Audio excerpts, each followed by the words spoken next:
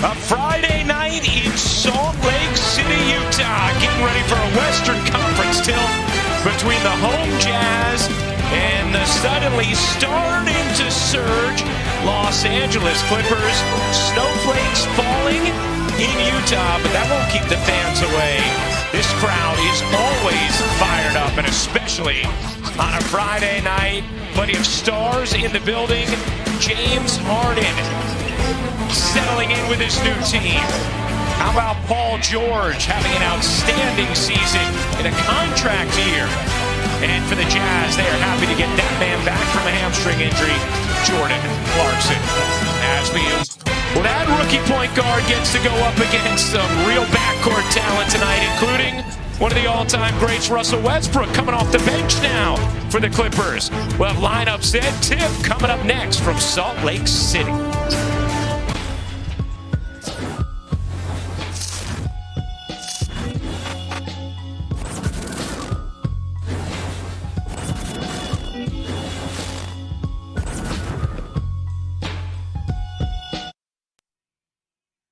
It's V-Week on ESPN as we continue Jim Valvano's fight against cancer.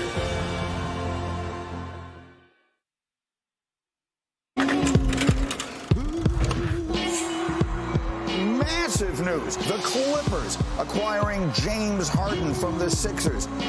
I'm not a system player. I am a system. You know what I mean? Figured out I went the wrong route. So I got with a sick, tight click and went all out. Clippers lose their 6th consecutive game. The Clippers still have a lot of work to do.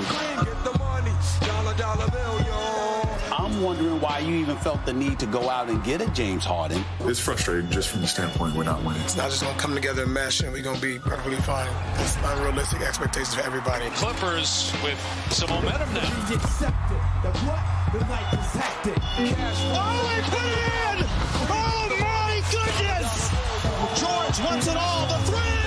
They battle back from down 22! Obviously, it feels good when you're learning and you're winning. Just keep going. Got a full season race. You did. We welcome you to the NBA Friday presented by State Farm. Tonight in Salt Lake City, Utah, lit up and festive as we get ready for action between the Jazz and the Clippers at Delta Center. Yeah, Stockton and Malone, that was a pretty good combo here for some time. And these two teams certainly have history against one another as we take a look at tonight's starting lineups, brought to you by Crown Royal. For the Clippers, James Harden, Terrence Mann, Paul George, Kawhi Leonard, Ivica Zubac. That has been a very successful starting five for them. And for the Utah Jazz, they get Jordan Clarkson back in the starting lineup. He's missed 4 of the last 6 games. Still no Lauri Markkanen. Walker Kessler, the second-year man who had a very impressive rookie campaign, has been coming off the bench. The NBA on ESPN is presented all season long by State Farm. Like a good neighbor, State Farm is there. The inaugural NBA in-season tournament championship game tomorrow, 8:30 Eastern, 5:30 Pacific on ABC and the ESPN app. LeBron, AD, and the Lakers taking on Tyrese Halliburton and the Pacers. To leave Olynyk alone on the wing. He's shooting it at 47% from 3. Do it for the first quarter. The Clippers a 32-26 lead after 1. They've lost 11 straight in this building in the regular season. 4 points for Powell now, and a timeout taken by the Jazz. A couple of minutes into this second. You know, change of speed, change of direction are lethal. The change of direction and then right into the smooth floater by Norman Powell.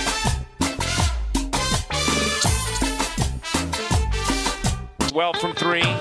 Been cold lately, 7 for his last 24 entering tonight, and now 0 for 3 this evening. Timeout on the floor, Clippers a 7-point lead. Utah trying to keep things tight. The rookie George showing off the hands.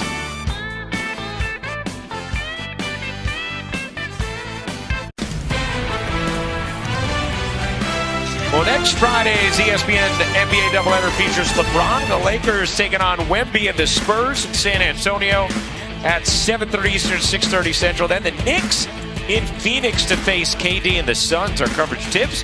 The NBA Countdown at 7 on ESPN and the ESPN app. 15 assists from the Clippers. Really shared the basketball well. And Kawhi Leonard, a remarkably efficient opening half. 22 points on 8 of 10 shooting. Nearly outscored all 5 Jazz starters combined. Clippers going for a 3rd straight win. Leading by 13 at the half.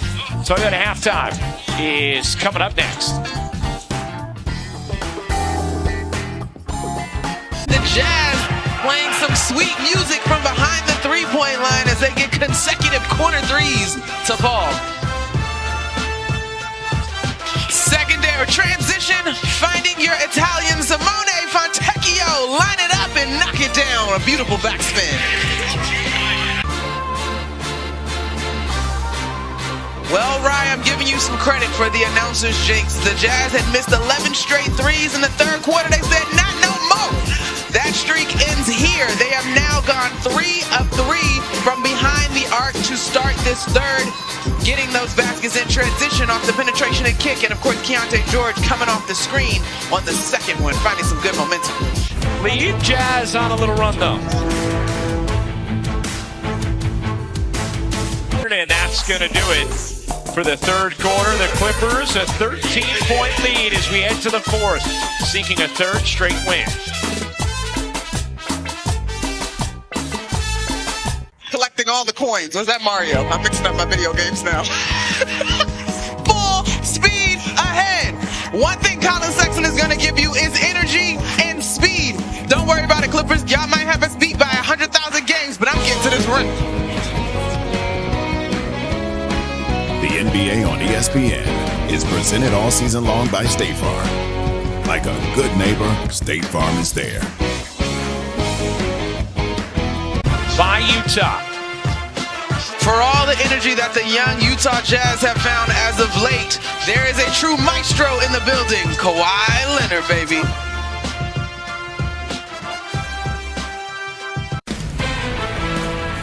The inaugural NBA in-season tournament championship game tomorrow, 8:30 Eastern, 5:30 Pacific on ABC and the ESPN app. LeBron, AD, and the Lakers taking on Tyrese. The Clippers delivering at closing time for a 3rd straight game. Kawhi only dances when Kawhi plays the music. Are you kidding me? Look at Drea getting a smile out of Kawhi. Say, that's the real win. Well done, Drea. Our final score, Clippers 117, Jazz 103 for our producer Rodney Vaughn, our director Charlie Reynolds, Monica McNutt, and Andrea Carter, and our entire crew. I'm Ryan Rucco. Thanks for watching this presentation of the NBA on ESPN. Remember, in-season tournament final tomorrow night on ABC. So long from Utah. SportsCenter is up next.